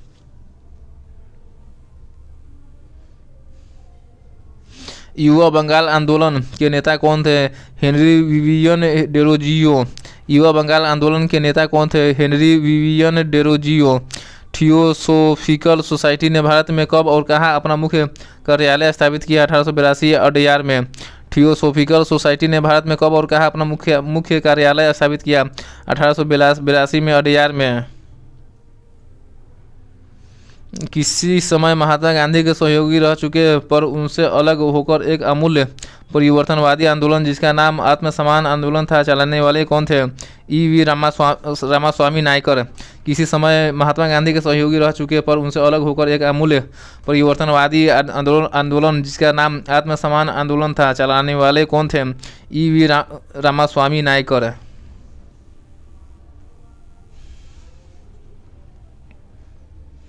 उन्नीसवीं सदी में ज्योतिबा फुले के सत्यशोधक समाज ने क्या प्रयास किया था? दंभी ब्राह्मणों तथा उनके अवसरवादी धर्मग्रंथों से नीची जातियों की रक्षा करना। 19वीं सदी में ज्योतिबा फुले के सत्यशोधक समाज ने क्या प्रयास किया था? दंभी ब्राह्मणों तथा उनके अवसरवादी धर्मग्रंथों से नीची जातियों की रक्षा करना। 1873 ईस्वी में सत्यशोधक समाज की स्थापना की गई ज्योतिबा फुले द्वारा। 1873 ईस्वी में सत्यशोधक समाज की स्थापना की गई ज्योतिबा फुले द्वारा। किस धर्म सुधारक की मृत्यु भारत के बाहर हुई थी? राजा राम मोहन राय की। किस धर्म सुधारक की मृत्यु भारत के बाहर हुई थी? राजा राम मोहन राय की। सत्यार्थ प्रकाश पुस्तक के लेखक कौन है? दयानंद सरस्वती। सत्यार्थ प्रकाश पुस्तक के लेखक कौन है? महर्षि दयानंद सरस्वती। रामकृष्ण मिशन की स्थापना किसने की? विवेकानंद ने। रामकृष्ण मिशन की स्थापना किसने की? विवेकानंद ने। वहाबी आंदोलन का मुख्य केंद्र था पटना। वहाबी आंदोलन का मुख्य केंद्र था पटना। भारत में दास प्रथा कब अवैध घोषित किया गया? 1843 में। भारत में दास प्रथा कब अवैध घोषित किया गया? 1843 में। भारत में अंग्रेजी शिक्षा किसके द्वारा लागू की गई थी? विलियम बेंटिक के द्वारा। भारत में अंग्रेजी शिक्षा किसके द्वारा लागू की गई थी? विलियम बेंटिक के द्वारा। वेदों में संपूर्ण सच्चाई निहित है यह व्याख्या की गई स्वामी दयानंद द्वारा। वेदों में संपूर्ण सच्चाई निहित है यह व्याख्या की गई स्वामी दयानंद द्वारा। महाराष्ट्र का सुकरात किसे कहा जाता है? महादेव गोविंद रानाडे को। महाराष्ट्र का सुकरात किसे कहा जाता है? महादेव गोविंद रानाडे को। स्वामी विवेकानंद किस स्थान पर हुए धार्मिक सम्मेलन में से प्रसिद्ध हुए? शिकागो। स्वामी विवेकानंद किस स्थान पर हुए धार्मिक सम्मेलन से प्रसिद्ध हुए? शिकागो। राजा राम मोहन राय ने अपने असाधारण काम को खातिर भारतीय इतिहास में अपनी पहचान बनाई। उनका मुख्य काम इस दिशा में था समाज सुधार। राजा राम मोहन राय ने अपने असाधारण काम की खातिर भारतीय इतिहास में अपनी पहचान बनाई। उनका मुख्य काम इस दिशा में था समाज सुधार। अलीगढ़ मुस्लिम विश्वविद्यालय की स्थापना किसने की थी? सैयद अहमद खान ने। अलीगढ़ मुस्लिम विश्वविद्यालय की स्थापना किसने की थी? सैयद अहमद खान ने।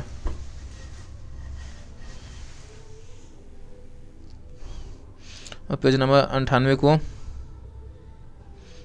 पेज नंबर 98 देखेंगे। किसे आधुनिक भारत का जनक कहा जाता है? राजा राम मोहन राय को। किसे आधुनिक भारत का जनक कहा जाता है? राजा राम मोहन राय को। राजा राम मोहन राय किससे संबंधित है? संस्कृत शिक्षा से। राजा राम मोहन राय किससे संबंधित नहीं है? संस्कृत शिक्षा से।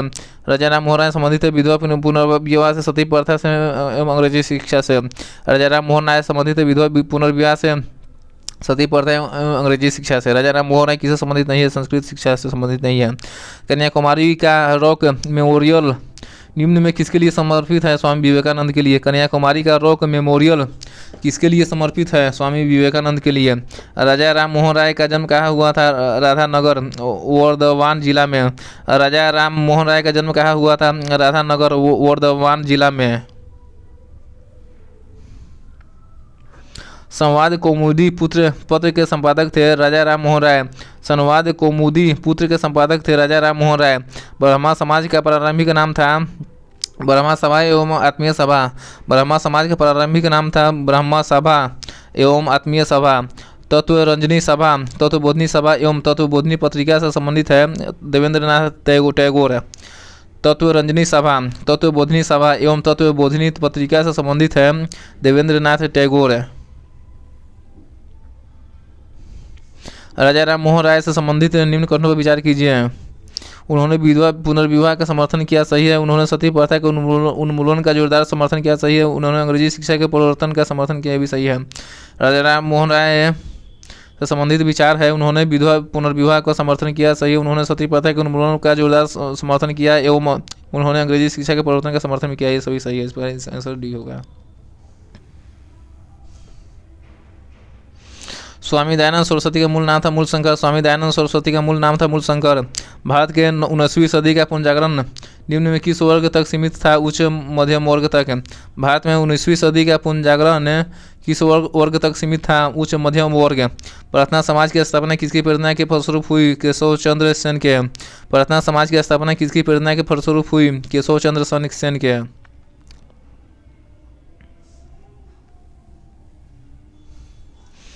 राजा राम मोहन राय ने के इंग्लैंड जाने के पश्चात किसने ब्रह्मा समाज की बागडोर संभाली? रामचंद्र विद्याबागीस ने। राजा राम मोहन राय के इंग्लैंड जाने के पश्चात किसने ब्रह्मा समाज की बागडोर संभाली? रामचंद्र विद्याबागीस ने। राजा राम मोहन राय और डेविड हेयर की स्थापना से जुड़े हुए थे हिंदू कॉलेज। राजा राम मोहन राय और डेविड हेयर की स्थापना से जुड़े हुए थे हिंदू कॉलेज। 1815 ईस्वी में किसने कलकत्ता में आत्मीय सभा की स्थापना की? राम मोहन राय ने। 1815 ईस्वी में किसने कलकत्ता में आत्मीय सभा की स्थापना की? राम मोहन राय ने। सुनिश्चित कीजिए सूची एक, ब्रह्मा समाज संबंधित संस्था एवं संस्थापक। ब्रह्मा समाज 1828 की स्थापना राजा राम मोहन राय ने किया। ब्रह्मा समाज 1828 की स्थापना राजा राम मोहन राय ने किया। आदि ब्रह्मा समाज 1866 की स्थापना देवेंद्रनाथ टैगोर ने किया। आदि ब्रह्मा समाज 1866 में देवेंद्रनाथ टैगोर ने स्थापना किया। भारतीय ब्रह्मा समाज 1866 में केशव चंद्र सेन ने स्थापना किया। भारतीय ब्रह्मा समाज 1866 में केशव चंद्र सेन ने स्थापना किया। साधारण ब्रह्मा समाज 1878 में आनंद मोहन बोस ने स्थापना किया। साधारण ब्रह्मा समाज 1878 में आनंद मोहन बोस ने स्थापना की। ये सभी ब्रह्मा समाज से संबंधित क्या हैं? संस्थाएं हैं। इस प्रकार इसका आंसर ये होगा। किसके प्रयासों के कारण ब्रह्मा समाज की शाखाएं उत्तर प्रदेश, पंजाब एवं मद्रास में खोली गई? केशव चंद्र सेन के। किसके प्रयासों के कारण ब्रह्मा समाज की शाखाएं उत्तर प्रदेश, पंजाब एवं मद्रास में खोली गई? केशव चंद्र सेन के। किसने महिलाओं के लिए वामा बोधिनी पत्रिका निकाली? केशव चंद्र सेन ने। किसने महिलाओं के लिए वामा बोधिनी पत्रिका निकाली? केशव चंद्र सेन ने। किन मुद्दों पर विवाद होने के चलते 1866 में ब्रह्मा समाज का विभाजन हो गया तथा केशव चंद्र सेन ने भारतीय ब्रह्मा समाज या नव विधान की स्थापना की? सामाजिक सुधार विशेषतः जाति प्रथा संबंधी सुधार एवं हिंदूवाद एवं ब्रह्मवाद के संबंध में। किन मुद्दों पर विवाद होने के चलते 1866 में ब्रह्मा समाज का विभाजन हो गया तथा केशव चंद्र सेन ने भारतीय ब्रह्मा समाज या नव विधान की स्थापना की। सामाजिक सुधार विशेषतः जाति प्रथा संबंधी सुधार एवं हिंदूवाद एवं ब्रह्मवाद के में संबंध के कारण।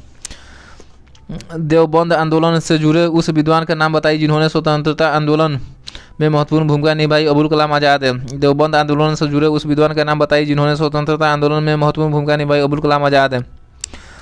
शारदामणि कौन थी? रामकृष्ण परमहंस की पत्नी। शारदामणि कौन थी? रामकृष्ण परमहंस की पत्नी। शारदामणि कौन थी? रामकृष्ण परमहंस की पत्नी। राजा राम मोहन राय द्वारा ब्रह्मा समाज की स्थापना की गई थी 1828 में। राजा राम मोहन राय द्वारा ब्रह्मा समाज की स्थापना की गई थी 1828 में।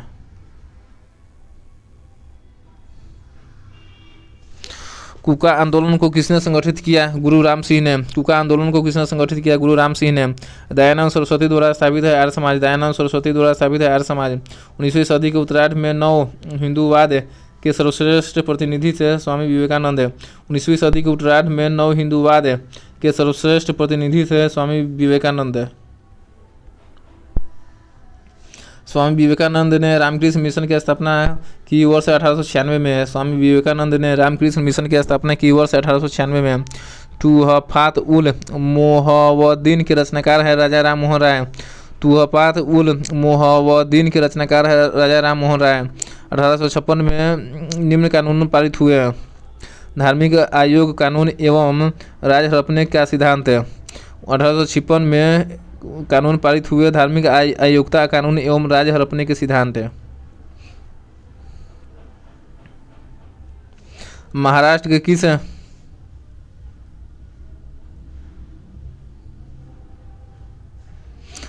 के किस सुधारक को लोक हितवादी कहा जाता है? गोपाल हरि देशमुख को। महाराष्ट्र के किस सुधारक को लोक हितवादी कहा जाता है? गोपाल हरि देशमुख को। 19वीं सदी के धर्म एवं समाज सुधार आंदोलन ने जनसंख्या के किस वर्ग को मुख्यतः आकर्षित किया?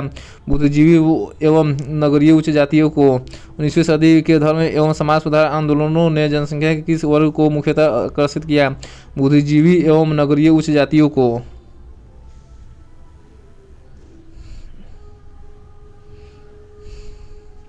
ब्रह्मा समाज किस सिद्धांत पर आधारित है? एकेश्वरवाद। ब्रह्मा समाज किस सिद्धांत पर आधारित है? एकेश्वरवाद। देव समाज का संस्थापक कौन था? शिव नारायण अग्निहोत्री। देव समाज का संस्थापक है शिव नारायण अग्निहोत्री। राधा स्वामी सत्संग के संस्थापक कौन थे? शिवदयाल साहब। राधा स्वामी सत्संग के संस्थापक कौन थे? शिवदयाल साहब। फारसी साप्ताहिक मीरात उल अखबार को प्रकाशित करते थे राजा राम मोहन राय ने। फारसी साप्ताहिक मीरात उल अखबार को प्रकाशित करते थे राजा राम मोहन राय। बाल विवाह प्रथा को नियंत्रित करने हेतु 1872 के सिविल मैरिज एक्ट ने लड़कियों के विवाह की न्यूनतम उम्र निर्धारित किया 14 वर्ष। बाल विवाह प्रथा को नियंत्रित करने हेतु 1872 के सिविल मैरिज एक्ट ने लड़कियों के विवाह की न्यूनतम उम्र निर्धारित किया 14 वर्ष। तहजीब उल इखलाक के रचनाकार है सैयद अहमद खान।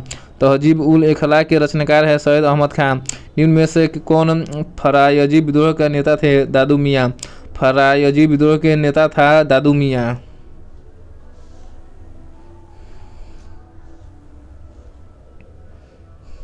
कौन सुनिश्चित नहीं है? राजा राम मोहन राय। आदि ब्रह्मा समाज गलत है।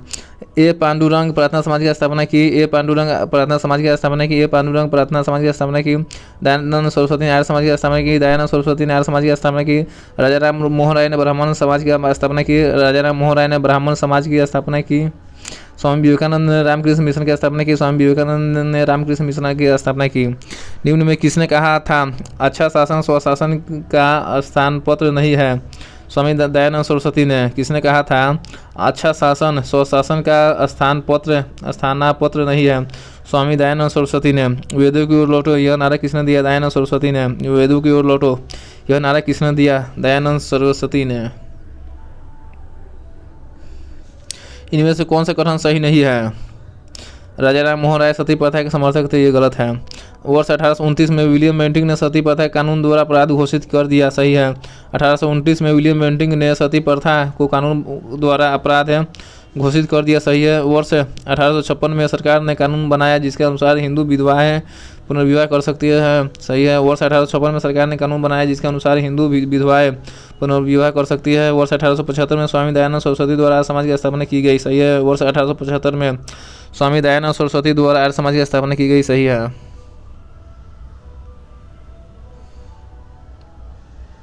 और स्वामी दयानंद सरस्वती के द्वारा ही सर्वप्रथम स्वराज शब्द दिया गया, स्वराज शब्द दिया गया दयानंद सरस्वती के द्वारा ही। सुनिश्चित कीजिए संस्था एवं संस्थापक। प्रार्थना समाज के संस्थापक है आत्माराम पांडुरंग। प्रार्थना समाज के संस्थापक है आत्माराम पांडुरंग। प्रार्थना समाज आत्माराम पांडुरंग। रामकृष्ण मिशन स्वामी विवेकानंद। रामकृष्ण मिशन स्वामी विवेकानंद। सत्यशोधक समाज के संस्थापक ज्योतिबा फुले। सत्यशोधक समाज के संस्थापक Jyotiba Phule. Mohammad Anglo Oriental College के संस्थापक Sir Syed Ahmad Khan. Mohammad Anglo Oriental College के संस्थापक सर सैयद अहमद खान। इस प्रकार इसका आंसर क्या होगा? सी होगा। पेज नंबर 99 पढ़ेंगे। प्रार्थना समाज के संस्थापक कौन थे? आत्माराम पांडुरंग। प्रार्थना समाज के संस्थापक कौन थे? आत्माराम पांडुरंग। किस व्यक्ति ने सर्वप्रथम स्वराज शब्द का प्रयोग किया और हिंदी को राष्ट्रभाषा माना? स्वामी दयानंद सरस्वती ने। किस व्यक्ति ने सर्वप्रथम स्वराज शब्द का प्रयोग किया एवं हिंदी को राष्ट्रभाषा माना? स्वामी दयानंद सरस्वती ने। निम्न में किस वर्ग को सर्वप्रथम पश्चिमी सभ्यता ने प्रभावित किया? शिक्षित हिंदू मध्यम वर्ग को। किस वर्ग को सर्वप्रथम पश्चिमी सभ्यता ने प्रभावित किया? शिक्षित हिंदू मध्यम वर्ग को। सुनिश्चित कीजिए आंदोलन का नाम एवं संस्थापक। फरैदी 1804 फरीदपुर बंगाल आंदोलन के संस्थापक थे हाजी शरीयतुल्लाह व दादू मियाँ। फरैदी 1804 फरीदपुर बंगाल आंदोलन के नेता थे हाजी शरीयतुल्लाह व दादू मियाँ। वहाबी 1821 के बाद पटना बिहार के संस्थापक था सैयद अहमद रायबरेलवी। वहाबी 1821 के बाद पटना बिहार के संस्थापक थे सैयद अहमद रायबरेलवी। दार उल उलूम 1867 देवबंद उत्तर प्रदेश के संस्थापक थे मोहम्मद कासिम ननोतवी व रशीद अहमद गंगोही। दार उल उलूम 1867 देवबंद उत्तर प्रदेश के संस्थापक है मोहम्मद कासिम ननोतवी व रशीद अहमद गंगोही। अलीगढ़ 1875 उत्तर प्रदेश के संस्थापक है सर सैयद अहमद खान। अलीगढ़ 1875 के उत्तर प्रदेश के संस्थापक है सर सैयद अहमद खान। इस प्रकार इसका आंसर ए होगा।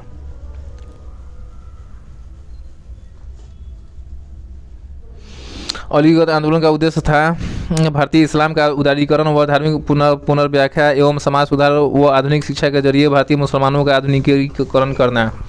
अलीगढ़ आंदोलन का उद्देश्य था भारतीय इस्लाम का उदारीकरण व धार्मिक पुनर्व्याख्या एवं समाज सुधार व आधुनिक शिक्षा के जरिए भारतीय मुसलमानों का आधुनिकीकरण करना। भारतीय राष्ट्रीय कांग्रेस का समर्थन एवं ब्रिटिश पक्षधर अलीगढ़ आंदोलन का विरोध करने वाला आंदोलन था देवबंद आंदोलन। भारतीय राष्ट्रीय कांग्रेस का समर्थन एवं ब्रिटिश पक्षधर अलीगढ़ आंदोलन का विरोध करने वाला आंदोलन था देवबंद आंदोलन। 20वीं सदी के आरंभिक दशक में आरंभ होने वाला आंदोलन था अहरार। 20वीं सदी के आरंभिक दशक में आरंभ होने वाला आंदोलन था अहरार। निम्न में कौन फेबियन आंदोलन का प्रस्तावक था? Annie Besant. कौन फेबियन आंदोलन का प्रस्तावक था? Annie Besant.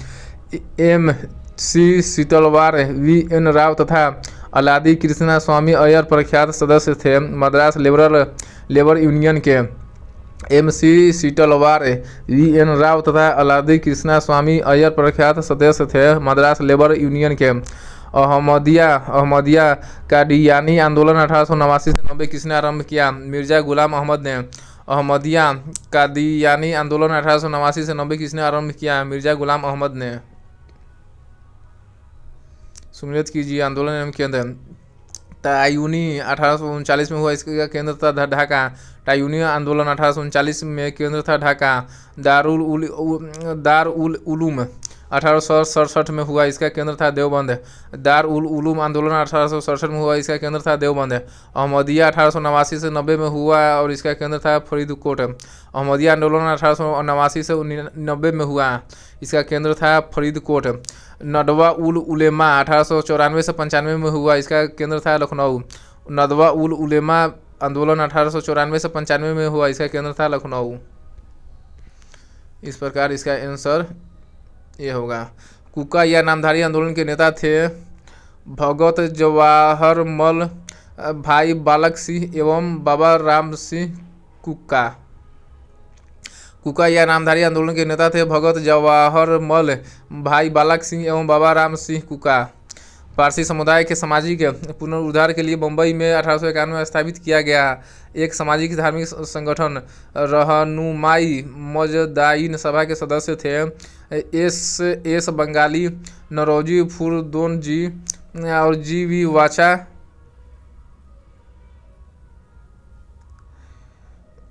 जी.वी. वाचा, दादा भाई नौरोजी एवं R.K. कामा। फारसी समुदाय के सामाजिक पुनरुद्धार के लिए मुंबई में 1891 में स्थापित किया गया एक सामाजिक धार्मिक संगठन रहनुमाई मजदाइन सभा के सदस्य थे एस बंगाली, नौरोजी फुरदोन जी, जे.वी. वाचा, दादा भाई नौरोजी एवं R.K. कामा। इस प्रकार इसका आंसर बी होगा। वर्ष 1871 ईस्वी में कलकत्ता में भारतीय सुधार संघ की स्थापना किसने की? केशव चंद्र सेन ने। वर्ष 1870 में कलकत्ता में भारतीय सुधार संघ की स्थापना किसने की? केशव चंद्र सेन ने। आर्य समाज के से जुड़े व्यक्ति थे दयानंद सरस्वती, महात्मा हंसराज, पंडित गुरुदत्त एवं स्वामी श्रद्धानंद। आर्य समाज से जुड़े व्यक्तित्व थे दयानंद सरस्वती, पंडित गुरुदत्त, महात्मा हंसराज एवं स्वामी श्रद्धानंद।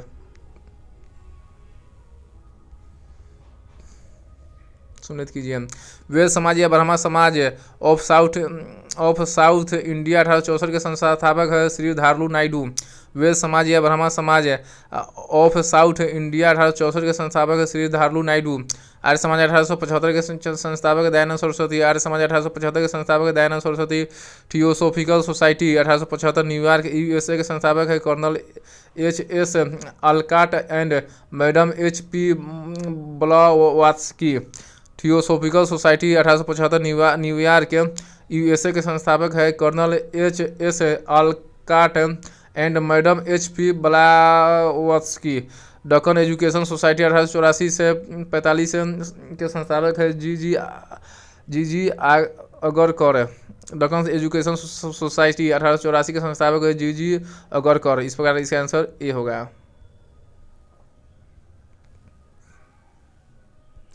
वर्ष 1905 में बम्बई में भारत सेवक समाज की स्थापना किसने की? गोपाल कृष्ण गोखले ने।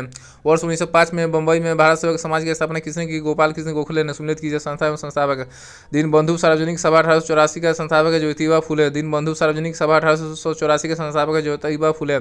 सेवा सदन की स्थापना 1885 में हुई। इसके संस्थापक है बहराम जी एम मालाबारी। सेवा सदन 1885 के संस्थापक है बहराम जी एम मालाबारी।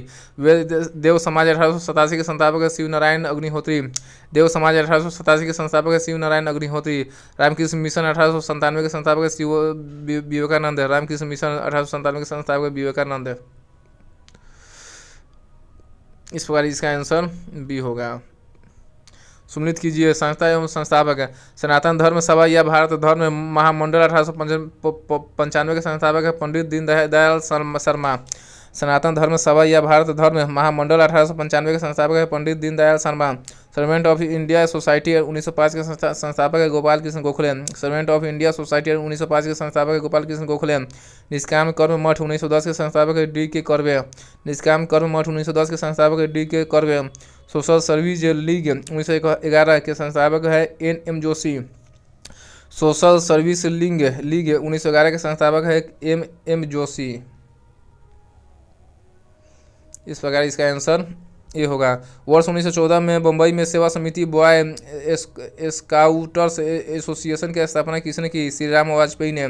वर्ष 1914 में मुंबई में सेवा समिति बॉय स्काउट्स एसोसिएशन की स्थापना किसने की? श्री राम वाजपेयी ने। सूची को सूची दूसरे सुनित कीजिए। सूची में अकाली आंदोलन संबंधी घटाएं वर्ष। ननकाना कांड हुआ 1921 में। ननकाना कांड हुआ 1921 में। स्वर्ण मंदिर के तोशाखानों की चाबी को लेकर छिड़ा विवाद हुआ 1921 में। स्वर्ण मंदिर के तोशाखानों की चाबी को लेकर छिड़ा विवाद हुआ 1921 में। ढोकेवाला के गुरु का बाग गुरुद्वारा संघर्ष हुआ 1922 में। ढोकेवाला के गुरु का बाग गुरुद्वारा संघर्ष हुआ 1922 में। J2 नाभा मोर्चा हुआ 1923 में। J2 नाभा मोर्चा हुआ 1923 में। J2 नाभा मोर्चा हुआ 1923 में। इस प्रकार इसका आंसर ये होगा। और ये सभी अकाली आंदोलन से जुड़ी घटनाएं थी। 1920 से 21 के दौरान चले अकाली आंदोलन। गुरुद्वारा सुधार आंदोलन के नेता थे करतार सिंह झब्बर, बाबा खड़क सिंह एवं मास्टर तारा सिंह। 1920 से 25 के दौरान चले अकाली आंदोलन। गुरुद्वारा सुधार आंदोलन के नेता थे करतार सिंह झब्बर, बाबा खड़क सिंह एवं मास्टर तारा सिंह। इस पर इसका आंसर डी होगा। सिख गुरुद्वारा सुधार अधिनियम का पारित हुआ 1925 में। सिख गुरुद्वारा सुधार अधिनियम का पारित हुआ 1925 में। अल हिलाल एवं अल बलग जर्नल के संपादक थे अबुल कलाम आज़ाद। अल हिलाल एवं अल बलग जर्नल के संपादक थे अबुल कलाम आज़ाद। किस आंदोलन के नेता अपने को हजरत मोहम्मद के समकक्ष बराबर मानते थे और स्वयं को मसीह उद मौत कहते थे? अहमदिया आंदोलन।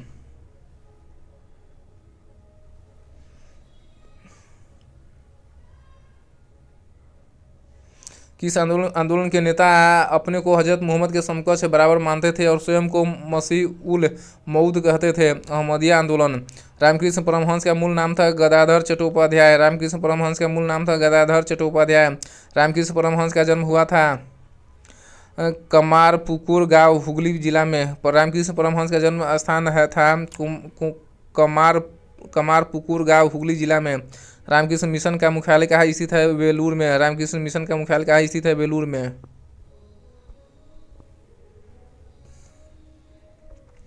किस धर्म सुधारक की मृत्यु ग्रेट ब्रिटेन के ब्रिस्टल में हुई? राजा राम मोहन राय के। किस धर्म सुधारक की मृत्यु ग्रेट ब्रिटेन के ब्रिस्टल में हुई? राजा राम मोहन राय के। पश्चिमी भारत में सांस्कृतिक पुनर्जागरण का अग्रदूत किसे कहा जाता है? एम.जी. रनाडे को। पश्चिमी भारत में सांस्कृतिक पुनर्जागरण का अग्रदूत किसे कहा जाता है? एम.जी. रनाडे को। थियोसॉफिकल आंदोलन की गतिविधियों को भारत में व्यापक रूप से फैलाने का श्रेय किसे है? एनी बेसेंट को। थियोसॉफिकल आंदोलन की गतिविधियों को भारत में व्यापक रूप से फैलाने का श्रेय किसे है? एनी बेसेंट को।